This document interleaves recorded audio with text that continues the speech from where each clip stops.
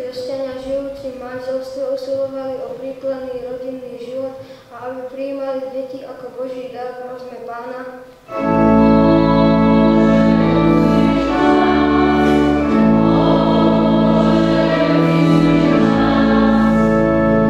Aby zákonodarcovia prijímali také ustanovenia a právne normy, ktoré by chránili rodinu a vytvárali podmienky na dôstojnú a mravnú výchovu detí, prosme Pána.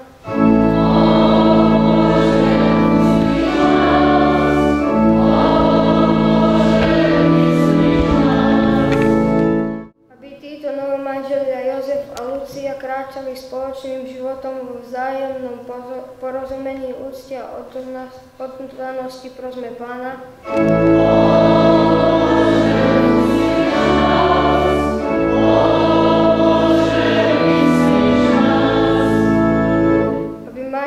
Svedomite zotrvávali vo svojom manželskom živote a s Božou pomocou dokázali prekonávať všetky prekážky, prosme Pána.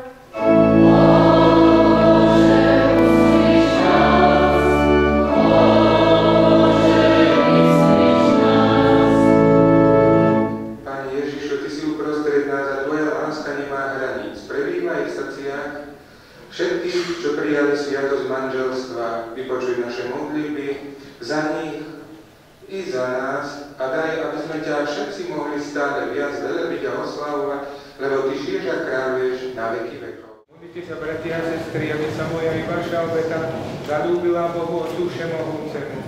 Nech Pán príjme obetu svojich rúk, na chválu a slávu svojho mena, na život nám i celej svätej cirkvi. Bože, milostivo vyslíš naše modlitby a láskavo príjmi dary, ktoré Ti prinášame za týchto novomanželov, spojených posvätným zväzkom. Nech ich táto svätá obeta posilňuje vo vzájomnej oddanosti a v láske k Tebe, skrze Krista nášho Pána. Pán s vami. Ohore srdcia.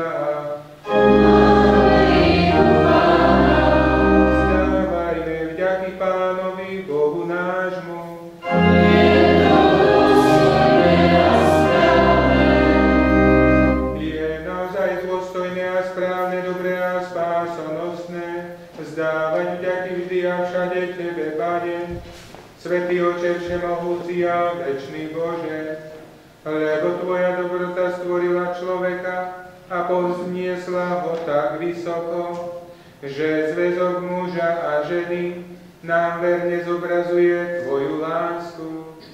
Z lásky si človeka stvoril, na cestu lásky ho neprestajne voláš, aby si mu dal podiel na svojej večnej láske. Tajomná sila sviatostného manželstva, ako znak Tvojej lásky, posvecuje ľudskú lásku skrze nášho Pána Ježiša Krista. Skrze Neho s anielmi a so všetkými svätými spievame chválospev na Tvoju slávu a neprestajne voláme.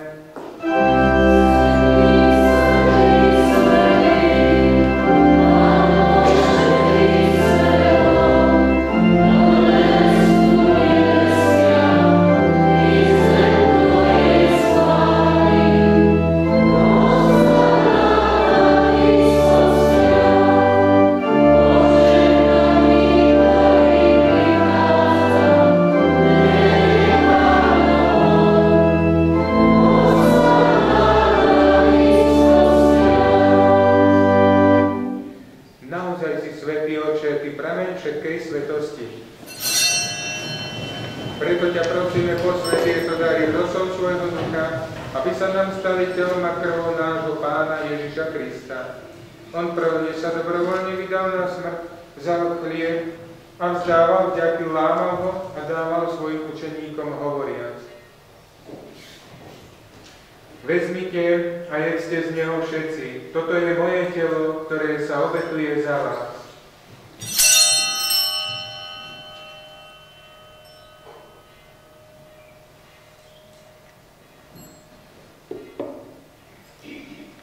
Podobne po večeri vzal kalich, znova vzdával vďaky a dal ho svojim učeníkom hovoriac: Vezmite a pite z neho všetci. Toto je kalich mojej krvi, ktorá sa vylieva za vás i za všetkých na odpustenie hriechov. Je to krv novej a večnej zmluvy. Toto robte na moju pamiatku.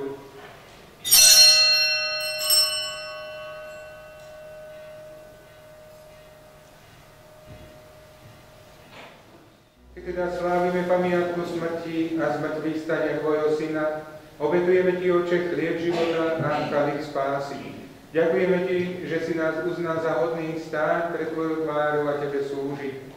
Pokorne ťa prosíme, nech nás všetkých, ktorí máme účasť na Kristovom tele a krvi, združí v jednoduch svätý. Pamätaj, Oče, na svoju cirkev rozšírenú po celom svete a veď ju k dokonalej láske v jednote s našim pápežom Benediktom a s našim biskupom Štefanom, jeho pomocným biskupom Andrejom i so všetkými kňazmi a diakonmi. Pamätaj na našich bratov a sestry, čo zomreli v nádeji na vzkriesenie, i na všetkých, ktorí v tvojej milosti odišli z tohto sveta a dovol im uvidieť svetlo tvojej tváre.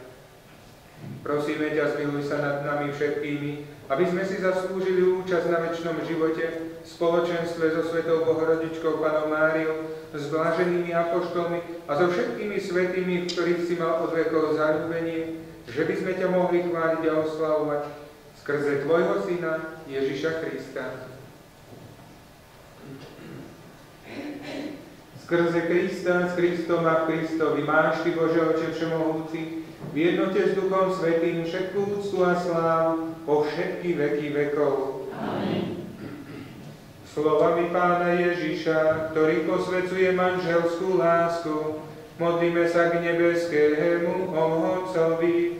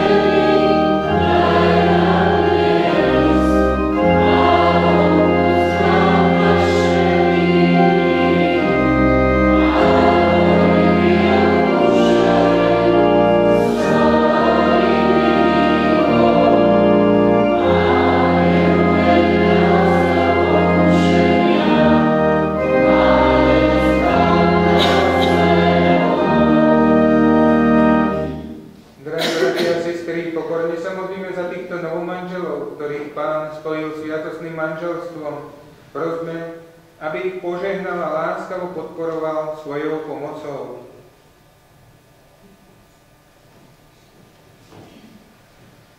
Svätý Oče, tvorca celého sveta, ty si muža i ženu stvoril na svoj obraz a ich zväzok si zahrnul svojim požehnaním.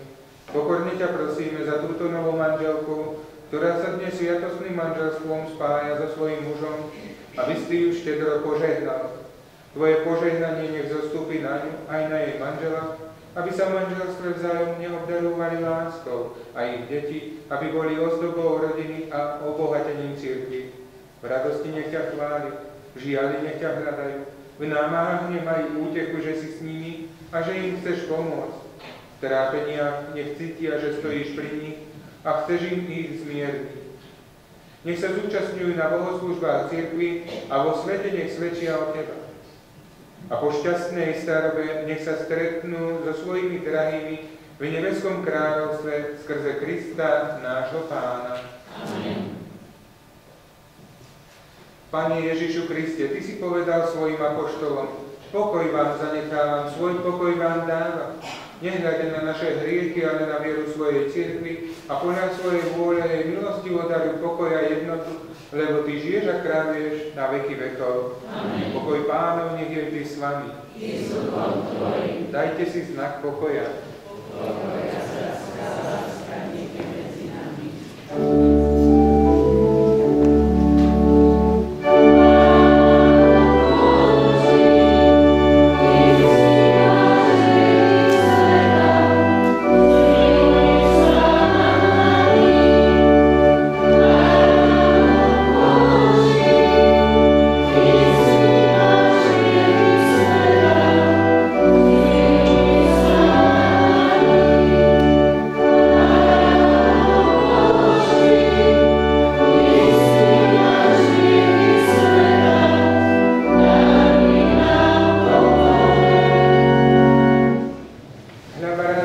Boží, ktorý sníma hriechy sveta, blažení tí, čo sú pozvaní na hostinu baránkov.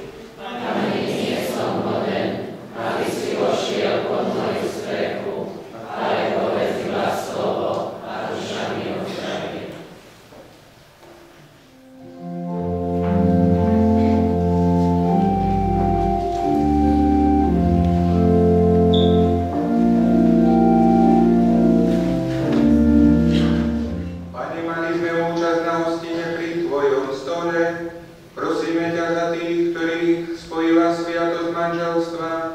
Daj, nech sa vždy s láskou výjmu k Tebe a ľuďom nech zvestujú Tvoje meno skrze Krista nášho Pána. Milí novomanželia, Lucia a Jozef, Boh pre vás objednal najkrajší deň babieho leta. A my vám prajeme, aby celý váš život bol prežiarený tým Božím svetlom a vašou láskou. K tomu aj požehnaní. Pán s vami. I s duchom tvojim. Nech vám udeli svoju radosť a na deťoch nech vás požehnáva všemohúci Boh Otec. Amen. Nech milostivo stojí pri vás v šťastí v nešťastí jednorodený Syn Boží. Amen. Nech do vašich srdc ustavične vlieva svoju lásku Duch Svätý. Amen. Aj vás všetkých tu prítomných nežehná všemohúci Boh, Otec i Syn i Duch Svätý. Amen. Iďte v mene Božom.